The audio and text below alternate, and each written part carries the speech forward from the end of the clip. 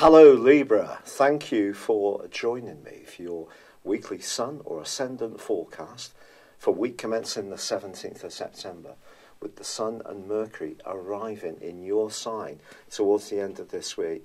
You are going to become a much more prepossessed. Your physical vitality will pick up. What has been concerning you of late is not necessarily going to come to a close this week, because with the Sun and Mercury side by side, so there is the potential to jump to conclusions. Not necessarily, but you may encounter people who are like this, and because they are both in a very tender zone, it can get under your skin a little bit if you let it. But once they arrive in your sign, it's really a transition process into your own power. And you're going to feel much more revitalized, much more self-confident, and this can see you single-minded as well. Yours is the sign of diplomacy, of balance, of equilibrium, of harmony. But since 2012, and Neptune's been in your sixth solar house, have you at times been spending too much time being a people pleaser? Well, as Mercury and the Sun arrive in your sign, this is your opportunity to focus on the things that are really important to you as an individual.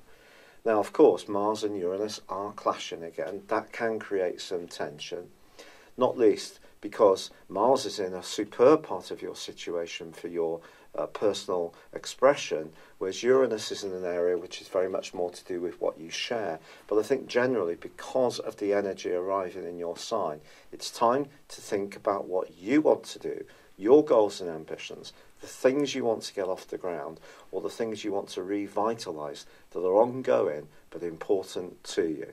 It's been a real pleasure being with you. I'd love it if you would like or comment on this video, or if you've yet to do so, please do subscribe to this channel. But for now, good luck and goodbye. Hello Libra, thank you for joining me for your monthly forecast for September for the Sun or the Ascendant. This month begins with Mercury coming out of shadow on the 3rd. It's been in your sector of friendship and also your long-term future. If there has been a sense of drift or uncertainty ever since the 26th of July, it wouldn't entirely be a surprise.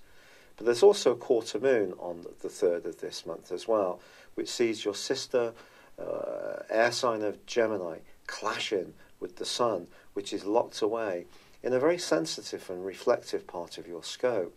In the first few days of this month, therefore, I do think it's going to be important to understand that there may be things that ordinarily you might turn the other cheek to and keep that sense of proportion and balance, which could creep under your skin a little bit, not least when Mercury moves on the 6th into the sign of Virgo too. Now, although it rules Virgo and it's joining with the Sun, this transition that will go on until Mercury enters your sign on the 22nd could see you wanting to retreat a little bit.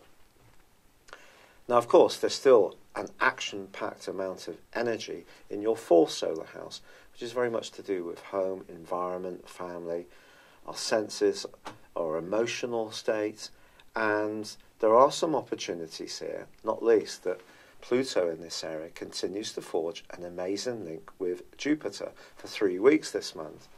So something could be evolving around your home. Perhaps you're making some steady and successive changes which are giving you a greater sense of feeling established and enriched. Or it's possible that perhaps you're moving altogether, or perhaps there's an emotional relationship which is providing more and more sucra and comfort and security to you. But when Jupiter and Pluto get together, something can happen in a very unforced way. But ironically, Venus, your ruler, is in your sign for the first 8 days of this month, which can attract a lot of goodness to you, but it is going to be clashing with Mars broadly for the first 2 weeks. Pardon me. Now, Mars, of course, retreated back into your 4th solar house, into the sign of Capricorn, in the middle of August. It's going to return to your sister air sign of Aquarius on the 12th, and that's definitely something to celebrate this month, because that's going to give you a lot more oomph, a lot more sex appeal, and a lot more go-get. But it will start to clash again with Uranus from the 11th through to the 24th, an aspect which has caused quite a lot of mischief for us all ever since the second week of May. But Mars is going to be in this square with Venus initially. So basically they're going to square across two zodiac signs, because Venus is going to relocate into the sign of Scorpio, and that's going to occur on the 9th. But I want to reassure you about something. That can be super positive for your finances, and you may enjoy a stroke of good fortune or an improvement in your cash flow from that moment onwards. The trick always with Venus in the second solar house, particularly for your sign and Taurans, is because Venus is your ruler, is if there are any gains, don't be too quick to splash out and use up any good news and money that comes in. But it's also going to increase your natural appreciation of the good things in life. So therefore, it's square to Mars suggests you could be in the mood to be more self-indulgent, a little bit more impulsive when it comes to resources. And so if you are thinking of buying a big ticket item, it really comes down to, is it going to be something that's going to give you some lasting satisfaction and worth? Now on the 9th also, there is a new moon. This new moon is a very psychological one because, of course, it's in Virgo. It's asking you to tune in to the side of your nature which is more sensory, because you're a logical sign and like analysis and like discussion. This new moon is challenging in a way because it's asking you to be much more in tune with your sixth sense, with your feelings, not be guided so much by logic. It is, however, forging a great intersection between Jupiter and Pluto, so it's possible that something can develop in the following month where you start to look at yourself and life in quite a different way. It may be that your environment itself doesn't particularly change, but your relationship to it, or individual relationships, or difficulties or opportunities, those can change through getting to know yourself and your motivations much clearer. So it can be very enriching indeed. But it's also asking you to be mindful of the whole concept of trust. Because, of course, Neptune's on the other side of the heavens, and since 212 has seen you and pushed you to be quite self-sacrificing for others, but it's also important to have boundaries as well. But I do feel the new moon in the 12th house could see you do something for charity, a good cause, make a donation, support someone who's perhaps going through a tender time.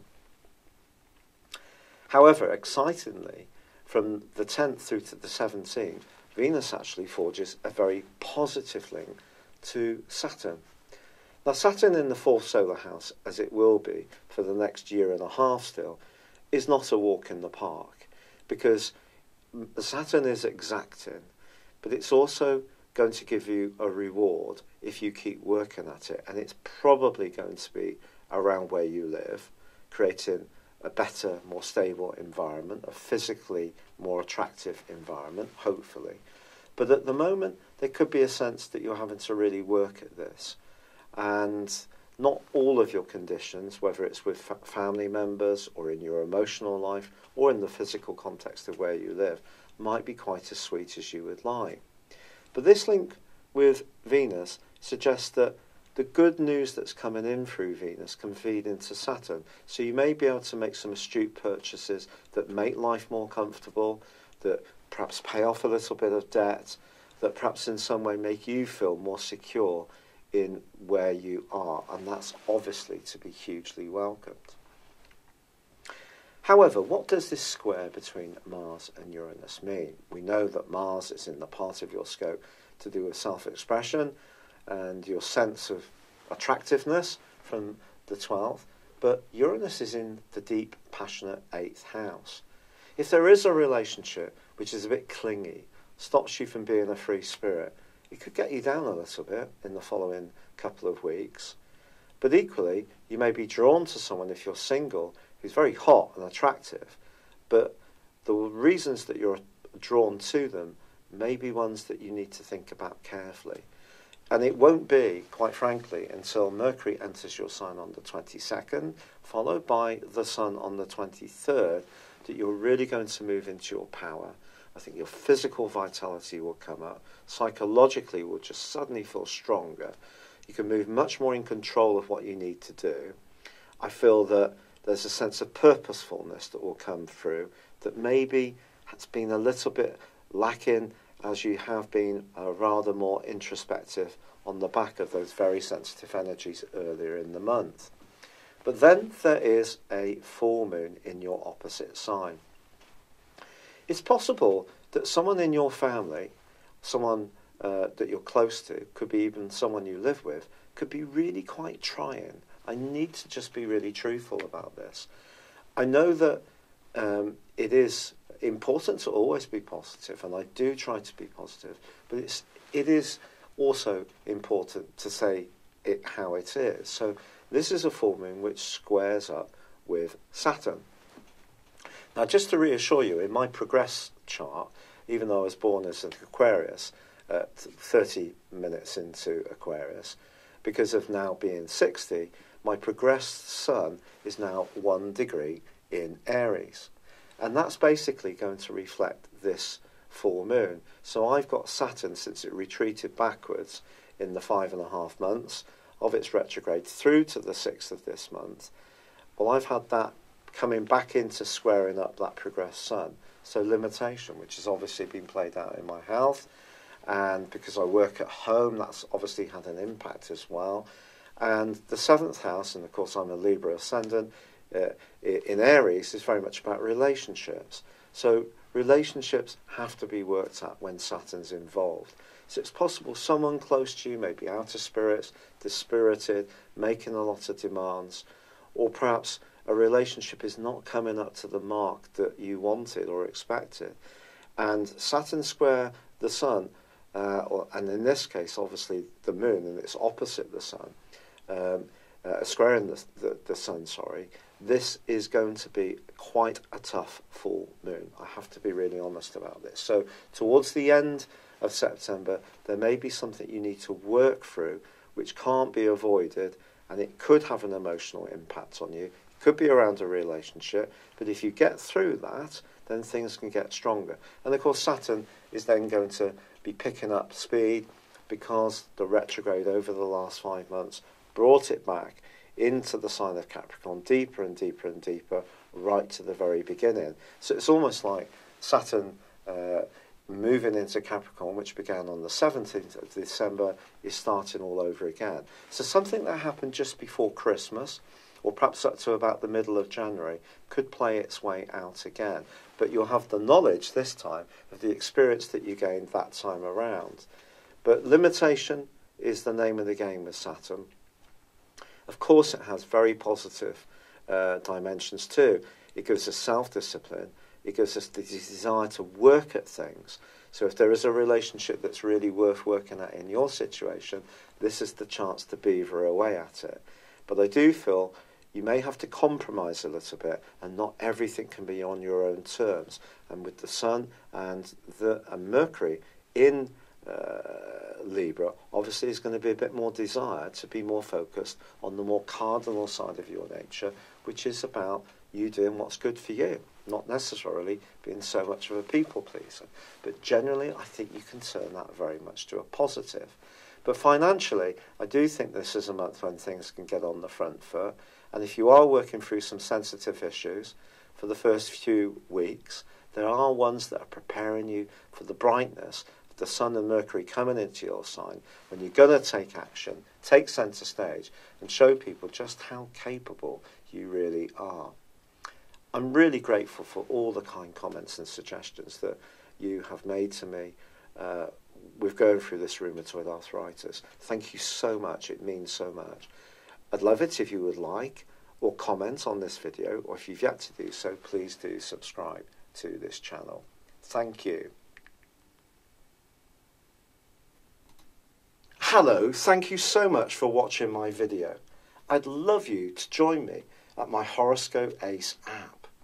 You can find this at www.horoscope-ace.com. You can use it through Android, iOS, Apple or Facebook. Check out your ascendant or your moon sign or download your free birth chart. There's all your favourite videos, plus there are daily, weekly, monthly and yearly horoscopes for general, love, Chinese and Indian astrology. If your passion is tarot, there's my brilliant 3-card money or love tarot readings too. And it's all there at www.horoscope-ace.com. Thank you.